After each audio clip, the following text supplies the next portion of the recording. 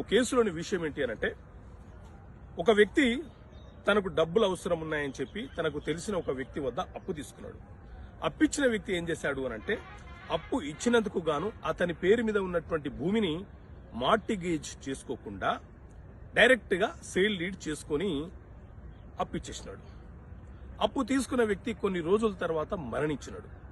ఇతనిచ్చిన అప్పు చాలా తక్కువ, కానీ ప్రాపర్టీ వాల్యూ కోట్లలో ఉంది.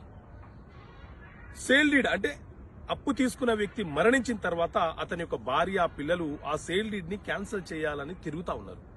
ఇలాంటి సందర్భం ఎదురైనప్పుడు ఆ సేల్ డీడ్ అనేది క్యాన్సిల్ కావడానికి అవకాశం ఉంటుందా అనంటే, మిత్రులారా, ఎప్పుడైనా సరే ఎవరైనా మనకు మోసం చేసి చెక్కులు ఇచ్చి ఆ చెక్కుల యొక్క నెంబర్లను సేల్ డీడ్ లో మెన్షన్ చేసి ఆ చెక్కులు చెల్లుబాటు కాకుండా ఉంటే మనము న్యాయస్థానంలో కోర్టులో కేసు ఫైల్ చేసి ఆ సేల్ డీడ్ ని క్యాన్సిలేషన్ చేయొచ్చు.